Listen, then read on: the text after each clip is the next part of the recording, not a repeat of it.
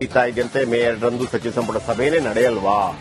ವಿಶೇಷ ಕ್ಯಾಬಿನೆಟ್ ಸಭೆಗೆ ಬ್ರೇಕ್ ಬೀಳುತ್ತಾ? ಈಗಾಗಲೇ ಸಚಿವರ ನಡುವೆ ಕಂದಕ ಸೃಷ್ಟಿಯಾಗಿದೆ. ಸಭೆ ಮಾಡಿ ಗೊಂದಲ ಮಾಡಿಕೊಳ್ಳೋದು ಬೇಡ ಅಂತೇಳಿ ಒಂದು ವರ್ಗ ಜಾತಿ ಜನಗಣತಿ ತಾರಕಕ್ಕೆ ಹೋಗೋದು ಬೇಡ, ಹೀಗಾಗಿ ಸಚಿವ ಸಂಪುಟ ಸಭೆ ನಡೆಯುವುದು ಡೌಟ್ ಅಂತ ಹೇಳ್ತಾ ಇದ್ದಾರೆ.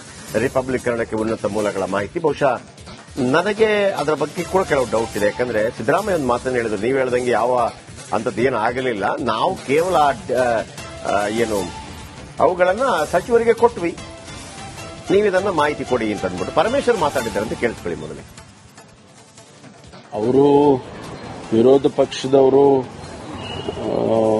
ಎಲ್ಲ ವಿಷಯದಲ್ಲೂ ಕೂಡ ಆರೋಪಗಳು ಮಾಡ್ತಾ ಇರ್ತಾರೆ. ನಾವು ಅವರಿಗೆ ಕೇಳೋದೇನು ಅಂದ್ರೆ, ನೀವು ಪಾಸಿಟಿವ್ ಕ್ರಿಟಿಸಿಸಮ್ ಮಾಡಿ ಸರ್ಕಾರದ್ದು, ಅನಾವಶ್ಯಕವಾಗಿ ಆರೋಪಗಳನ್ನು ಮಾಡಿದ್ರೆ ಪ್ರಯೋಜನ ಇಲ್ಲ ಅಂತ ಹೇಳ್ತಿರ್ತೀವಿ. ಆದರೆ ಅವರು ಆರೋಪಗಳನ್ನು ಮಾಡ್ತಾನೆ ಇರ್ತಾರೆ. ಈಗ ಮೂಲ ಪ್ರತಿನೇ ಇಲ್ಲದೆ ಹೇಗಾಗುತ್ತೆ? ಮೂಲ ಪ್ರತಿ ಕಮಿಷನರೇಟ್ ಅಲ್ಲಿ ಇರಲೇಬೇಕಾಗ್ತದೆ.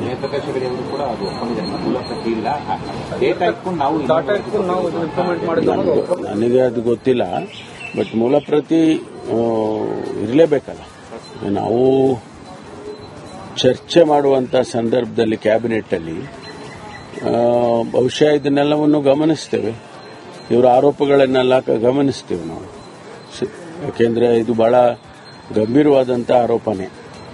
ಅದರಿಂದ ನಾವು ಇದನ್ನು ಕೂಡ ಚರ್ಚೆ ಮಾಡ್ತೇವೆ. ಇಲ್ಲ, ಅವರು ವಿರೋಧ ಪಕ್ಷದವರು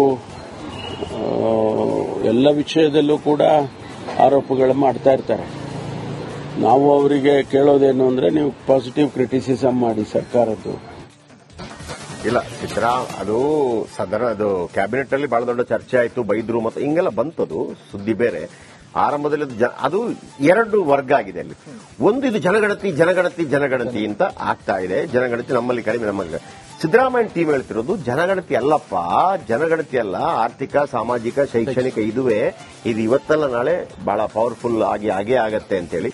ಅಂದ್ರೆ ನನಗೆ ಈ ಅದರ ಕಾಂಟೆಕ್ಸ್ಟ್ ಗಳನ್ನು ನೋಡಿದಾಗ ಈ ತರ ಇಡೀ ದೇಶದಲ್ಲಿ ಯಾರು ಮಾಡಿಲ್ಲ ಈ ತರದ್ದು. ಆಮೇಲೆ ಅದಿರಬಹುದು, ಅಲ್ಲಿ ನಮ್ಮ ಬಳಿಗೆ ಜನ ಬಂದಿಲ್ಲ, ನಮ್ಮ ಬಳಿಗೆ ಜನ ಹೋಗಿಲ್ಲ, ಮತ್ತೊಂದು ಅದೆಲ್ಲ ಇರಬಹುದು. ಇಲ್ಲಿ ಏನಾಗುತ್ತೆ, ಲಿಂಗಾಯತರಿಗೆ ಕೇಳ್ತಿರೋದು, ನಾವು ಹತ್ರ 1 ಕೋಟಿ ಇರಬೇಕಲ್ಲ, ಯಾಕೆ ಇಷ್ಟು ಕಡಿಮೆ ಇದ್ದೀವಿ, ನಮ್ಮಲ್ಲಿ ಲೆಕ್ಕ ಹಾಕಿದ್ರೆ 1 ಕೋಟಿ ಅಲ್ವಾ ಅಂತೇಳಿ. ಅದಕ್ಕೆ ಉತ್ತರ ಏನಪ್ಪಾ ಅಂತಂದ್ರೆ, ಕೆಲವರಿಗೆ ಆ ಲಿಂಗಾಯತ ಸಮುದಾಯ ಇದ್ರೂ ಕೂಡ ಅದರಲ್ಲಿ ಕೆಲವು ಜಾತಿಗಳು SC ST ವರ್ಗಕ್ಕೆ ಸೇರುತ್ತೆ. ಹಾಗದು ಪ್ರವರ್ಗ 1 ಪ್ರವರ್ಗ 2 ಅಂತೇಳಿ. ಈಗ ಫಾರ್ ಎಕ್ಸಾಂಪಲ್ ತಗೊಳ್ಳಿ, ಈಗ ನಾವು ಇಬ್ರು ಲಿಂಗಾಯತರು ಅಂದ್ಕೊಳ್ಳೋಣ, ಇನ್ನು 10 ಜನ ಇದ್ದಾರೆ ಅಂತ ಇಟ್ಕೊಳ್ಳೋಣ. ನಮ್ಗೇನು ಸಮಸ್ಯೆ ಇಲ್ಲ. ಅಲ್ಲೊಂದು 4 ಜನ ಇರ್ತಾರೆ, ಅವರಿಗೆ ಅವರ ಜಾತಿ ಅನುಸಾರವಾಗಿ ಲಿಂಗಾಯತ ಆಗಿದ್ರು ಕೂಡ ಅದರಲ್ಲಿ ಬೇರೆ ಬೇರೆ ಬರುತ್ತೆ, ಸಾಧಾರಣ ಮತ್ತೊಂದು, ಅದರಲ್ಲಿ ಅದು SC ST ಲೆವೆಲ್ಗೂ ಬರುತ್ತೆ. ಅದು ಲೆವೆಲ್ ಅಂತಂದ್ರೆ ನಾನು ಹೇಳಿದ್ದು ರಿಸರ್ವೇಷನ್ ವಿಚಾರಕ್ಕೆ ಸಂಬಂಧಪಟ್ಟಾಗಿ ಅವರನ್ನ ಹಾಕೋದಕ್ಕೆ ಅವಕಾಶ ಇದೆ. ಈಗ ಜನರಲ್ ಕ್ಯಾಟಗರಿಯಲ್ಲಿ ಆರ್ಥಿಕವಾಗಿ ಹಿಂದುಳಿದವರು ಅಂತ ಹೊಂದಿದ್ದಾರೆ, ಅದು ನಾನು ಆಮೇಲೆ ಬರ್ತೀನಿ. ಈಗ ಇದರಲ್ಲಿ 4 ಜನ ಇದ್ದಾರೆ ಅಂತ ತಿಳ್ಕೊಳ್ಳಿ. ಅವರೇನ್ ಮಾಡ್ತಾರೆ, ಅವರಿಗೆ ಪ್ರವರ್ಗ 2A ಅವಕಾಶ ಸಿಗುತ್ತೆ. ಅವ್ರಿಗೆ ಹೇಳಿರ್ತಾರೆ, ನೋಡ್ರಪ್ಪ, ನೀವು ಈ ರಿಸರ್ವೇಷನ್ ಸಿಗಬೇಕು ಅಂದ್ರೆ ನೀವು ಲಿಂಗಾಯತ ಅಂತ ಬರ್ಕೊಂಡ್ರೆ ಆಗಲ್ಲ, ಅವರ ಜಾತಿ ಬರೆದು ಹಿಂದೂ ಆ ತರ ಏನೊಂದಿರುತ್ತೆ, ಅವ್ರು ಅದನ್ನ ಬರೀತಾರೆ. ಯಾಕಂದ್ರೆ ನಾನು ಇವತ್ತು ಬರೆದ್ಬಿಟ್ಟು ನಾಳೆ ಗವರ್ಮೆಂಟ್ ಗೊತ್ತಲ್ಲ, ನೀವು ಹಂಗೆ ಬರ್ಕೊಂಡಿದ್ರೆ ನಿಮ್ಗೆ ಹೋಯ್ತು ಅಂತ ಅಂದ್ಬಿಟ್ರೆ ಯಾವನಿಗೆ ಬೇಕು ಅಂತ ಅಂದ್ಬಿಟ್ಟು, ಹಾಗಾಗಿ ಅದು ಡಿಸ್ಪ್ಯೂಟ್ ಆಗಿರ್ಬೋದು ಅಥವಾ ಬೇರೆ ಬೇರೆ ವಿಭಾಗಗಳಾಗಿ ವಿಂಗಡಣೆ ಆಗಿರ್ಬೋದು. ಆದ್ರೆ ಸಮೂಹದಲ್ಲಿ ಬರುವಾಗ ಅವರೆಲ್ಲ ಇನ್ಕ್ಲೂಡ್ ಆಗಿ ಲಿಂಗಾಯತರಿಗೆ ಬರ್ತಾರೆ. ಇವರು ಹೇಳೋದು, ನಮ್ಮ ಕೌಂಟಿ ಯಾಕೆ ಬಂದಿಲ್ಲ, ಅವ್ರು ಲಿಂಗಾಯತನೇ ಅಲ್ವಾ. ಅದಕ್ಕೆ ಇವರು ಹೇಳ್ತಿರೋದು, ಅಣ್ಣ ಇದು ಜಾತಿ ಗಣತಿ ಅಲ್ಲ, ಲಿಂಗಾಯತರಷ್ಟಿದ್ದಾರೆ ಅಂತ ನಾವು ಕೇಳಲೇ ಇಲ್ಲ. ಸಾಮಾಜಿಕವಾಗಿ ನೀನು ಯಾವುದು ಸರ್, ನಾನು 2A ಪ್ರವರ್ಗಕ್ಕೆ ಬರ್ತೀನಿ, ನಂದು SC ST ಇದಕ್ಕೆ ಬರುತ್ತೆ, ಓಕೆ ಫೈನ್, ಹಾಗಿದ್ರೆ ನಿನಗೆ 2A ವರ್ಗಕ್ಕೆ ಬರ್ತೀಯ ನೀನು, ಓಕೆ, ಹಿಂದುಳಿದ ವರ್ಗಕ್ಕೆ ಬರ್ತೀಯ, ಆ ತರ ಒಂದು 4-5 ಕೇಳ್ತಾರೆ. ಇದು ಪ್ರಾಬ್ಲಮ್ ಆಗಿರುವಂತದ್ದು ಅಂತೇಳಿ. ಆಮೇಲೆ ಜೋರಾಗಿ ಮಾತಾಡಿದ್ದಾರೆ. ಮತ್ತೊಂದು ಬಂದ, ಅದಕ್ಕೆ ಸಿಎಂ ಸಿದ್ದರಾಮಯ್ಯ ಒಂದು ಸ್ಪಷ್ಟೀಕರಣ ಕೊಟ್ಟರು, ಯಾರು ಜೋರಾಗಿ ಮಾತಾಡಿಲ್ಲ, ಅಲ್ಲಿ ಅಂತದ್ದು ಏನೂ ಆಗಿಲ್ಲ, ಬಂದ ರಿಪೋರ್ಟ್ ಅನ್ನ ನಾವೆಲ್ಲ ಸಚಿವರಿಗೆ ಕೊಟ್ವಿ, ಎಲ್ಲ ಸಚಿವರಿಗೆ ಕೊಟ್ಟುಬಿಟ್ಟು ನೋಡ್ರಪ್ಪ ಇದನ್ನು ಓದ್ಕೊಂಡು ಬನ್ನಿ ಅಂತ ಹೇಳಿದೀವಿ ಅಂತ. ಈಗ ಸರ್, ಇವರು ಬಿಜೆಪಿ ಹೇಳ್ತಿದ್ದಾರೆ, ಈಗ ಅದು ಮೂಲ ಪ್ರತಿನೇ ಇಲ್ಲ ಅಲ್ಲ, ಅದು ದೊಡ್ಡ ಒಂದು ಮಹಾ ದುರಂತ, ಮಹಾ ಕಣ್ಕಟ್ಟು ಕಳ್ಳಾಟ. ಕಾಂತರಾಜು ಆಯೋಗ ರಚನೆ ಮಾಡಿದ ಮೂಲ ಪ್ರತಿನೇ ಕಣ್ಮರೆ ಆಗಿದೆ ಅಂತಂದ್ರೆ ಏನ್ರಿ ಅರ್ಥ ಇದಕ್ಕೆ? ಇದಕ್ಕೊಂದು ಮಾನ ಮರ್ಯಾದೆ ಇದೆಯಾ? ಯಾರು ಮಾಡಿದ್ರು ಎಲ್ಲರನ್ನು ಕೂಡ ಅವರಿಗೆ ಶಿಕ್ಷೆ, ಅವರನ್ನು ಜೈಲಿಗೆ ಹಾಕಬೇಕಾಗಿತ್ತು. ಹೌದು. ಕಾಂತರಾಜ್ ವರದಿ ಕಾಣೆ ಆಗಿದೆ ಅಂದ್ರೆ ಅದಕ್ಕೆ ಅರ್ಥ ಇದೆಯೇನ್ರಿ? ಇದು ಹೆಂಗೆ, ಇದು ಎಲ್ಲಿ ತನಕ ಅಂತಂದ್ರೆ, ಈಗ ಕಳ್ಳತನ ಆಗತ್ತೆ. ಎಲ್ಲಿ ಕಳ್ಳತನ ಆಗತ್ತೆ? ಮನೆಗಳಲ್ಲಿ ಕಳ್ಳತನ ಆಗತ್ತೆ, ಬ್ಯಾಂಕ್ ಕಳ್ಳತನ ಆಗತ್ತೆ, ಮತ್ತೊಂದು ಕಳ್ಳತನ ಆಗತ್ತೆ. ಪೊಲೀಸ್ ಸ್ಟೇಷನ್ ಅಲ್ಲಿ ಕಳ್ಳತನ ಆಯ್ತು ಅಂತ ಬಂದ್ರೆ ಹೆಂಗಿರ್ತದೆ? ಜೈಲಿನ ಆಮೇಲೆ ನಾಳೆ ಸರ್ಕಾರದ ಖಜಾನೆ ಕಳ್ಳತನವಾಗಿದೆ ಅಂತಂದ್ರೆ ಹೆಂಗಾಗ್ತದೆ? ಹಂಗಾಯ್ತಿದು. ಇದು ನಮ್ಮ ರಾಜಕಾರಣಿಗಳು ಮತ್ತು ಅಧಿಕಾರಿಗಳಿಗೆ ಚೀಮಾರಿ ಹಾಕುವಂತಹ ವಿಚಾರ. ಯಾವುದು ಮೂಲ ಪ್ರತಿ ಕಣ್ಮರೆಯಾಗಿರೋದು ಇದೆಯಲ್ಲ, ನಿಜವಾಗಿ ಯಾರು ಕಣ್ಮರೆ ಮಾಡಿದ್ದಾರೋ ಸಂಬಂಧಪಟ್ಟವರು ಸುಸೈಡ್ ಮಾಡ್ಕೋಬೇಕಾಗಿತ್ತು.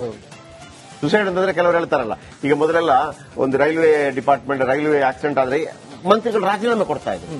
ಇದಕ್ಕೆ ನಾನ್ ಕಾರಣಪ್ಪ, ನನ್ನ ಅವಧಿಯಲ್ಲಿ ಹಿಂಗೆ ಆಯ್ತು ಅಂತೇಳಿ. ಇವರಿಗೆ ಮಾನ ಮರ್ಯಾದೆ ಇದೆಯಲ್ಲ, ಪಾಪ ಪ್ರಜ್ಞೆ ಕಾಣಬೇಕು. ಆಮೇಲೆ ಈಗ ಕಾಣೆ ಆಯ್ತಲ್ಲ, ಅದಕ್ಕೆ ಖರ್ಚಾದ ದುಡ್ಡೆಲ್ಲ ನಿಂಗಿ ನೀರು ಕುಡಿದಿರ್ತಾರೆ. ಅವ್ರಿಗೊಂದು ಮಾನ ಮರ್ಯಾದೆ ಇಲ್ವಾ?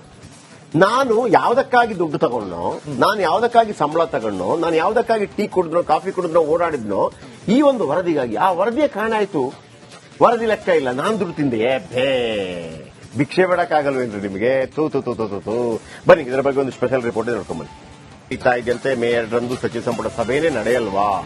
ವಿಶೇಷ ಕ್ಯಾಬಿನೆಟ್ ಸಭೆಗೆ ಬ್ರೇಕ್ ಬೀಳುತ್ತಾ? ಈಗಾಗಲೇ ಸಚಿವರ ನಡುವೆ ಕಂದಕ ಸೃಷ್ಟಿಯಾಗಿದೆ. ಸಭೆ ಮಾಡಿ ಗೊಂದಲ ಮಾಡಿಕೊಳ್ಳೋದು ಬೇಡ ಅಂತೇಳಿ ಒಂದು ವರ್ಗ, ಜಾತಿ ಜನಗಣತಿ ತಾರಕಕ್ಕೆ ಹೋಗೋದು ಬೇಡ, ಹೀಗಾಗಿ ಸಚಿವ ಸಂಪುಟ ಸಭೆ ನಡೆಯುವುದು ಡೌಟ್ ಅಂತ ಹೇಳ್ತಾ ಇದ್ದಾರೆ ರಿಪಬ್ಲಿಕ್ ಕನ್ನಡಕ್ಕೆ ಉನ್ನತ ಮೂಲಗಳ ಮಾಹಿತಿ. ಬಹುಶಃ ನನಗೆ ಅದರ ಬಗ್ಗೆ ಕೂಡ ಕೆಲವು ಡೌಟ್ ಇದೆ. ಯಾಕಂದ್ರೆ ಸಿದ್ದರಾಮಯ್ಯ ಒಂದು ಮಾತನ್ನು ಹೇಳಿದ್ರು, ನೀವು ಹೇಳ್ದಂಗೆ ಯಾವ ಅಂತದ್ದೇನು ಆಗಲಿಲ್ಲ, ನಾವು ಕೇವಲ ಏನು ಅವುಗಳನ್ನ ಸಚಿವರಿಗೆ ಕೊಟ್ವಿ, ನೀವಿದನ್ನ ಮಾಹಿತಿ ಕೊಡಿ ಅಂತ ಅಂದ್ಬಿಟ್ಟು ಪರಮೇಶ್ವರ್ ಮಾತಾಡಿದ್ದಾರೆ ಅಂತ ಕೇಳಿಸ್ಕೊಳ್ಳಿ. ಮೊದಲೇ ಅವರು ವಿರೋಧ ಪಕ್ಷದವರು ಎಲ್ಲ ವಿಷಯದಲ್ಲೂ ಕೂಡ ಆರೋಪಗಳು ಮಾಡ್ತಾ ಇರ್ತಾರೆ. ನಾವು ಅವರಿಗೆ ಕೇಳೋದೇನು ಅಂದ್ರೆ, ನೀವು ಪಾಸಿಟಿವ್ ಕ್ರಿಟಿಸಿಸಮ್ ಮಾಡಿ ಸರ್ಕಾರದ್ದು, ಅನವಶ್ಯಕವಾಗಿ ಆರೋಪಗಳನ್ನು ಮಾಡಿದ್ರೆ ಪ್ರಯೋಜನ ಇಲ್ಲ ಅಂತ ಹೇಳ್ತಿರ್ತೀವಿ. ಆದರೆ ಅವರು ಆರೋಪಗಳನ್ನು ಮಾಡ್ತಾನೆ ಇರ್ತಾರೆ. ಈಗ ಮೂಲ ಪ್ರತಿನೇ ಇಲ್ಲದೆ ಹೇಗಾಗುತ್ತೆ? ಮೂಲ ಪ್ರತಿ ಕಮಿಷನರೇಟ್ ಅಲ್ಲಿ ಇರಲೇಬೇಕಾಗ್ತದೆ.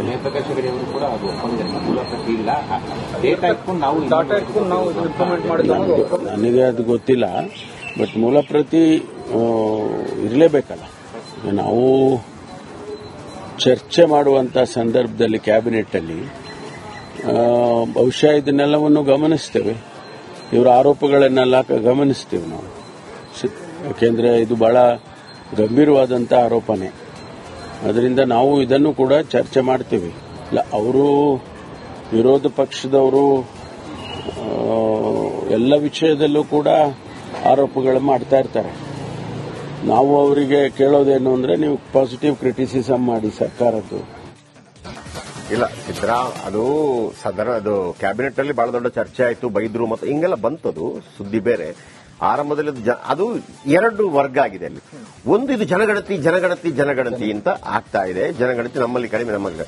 ಸಿದ್ದರಾಮಯ್ಯ ಟೀಮ್ ಹೇಳ್ತಿರೋದು ಜನಗಣತಿ ಅಲ್ಲಪ್ಪ, ಜನಗಣತಿ ಅಲ್ಲ, ಆರ್ಥಿಕ, ಸಾಮಾಜಿಕ, ಶೈಕ್ಷಣಿಕ ಇದು ಇವತ್ತಲ್ಲ ನಾಳೆ ಬಹಳ ಪವರ್ಫುಲ್ ಆಗೇ ಆಗತ್ತೆ ಅಂತೇಳಿ. ಅಂದ್ರೆ ನನಗೆ ಈ ಅದರ ಕಾಂಟೆಕ್ಸ್ಟ್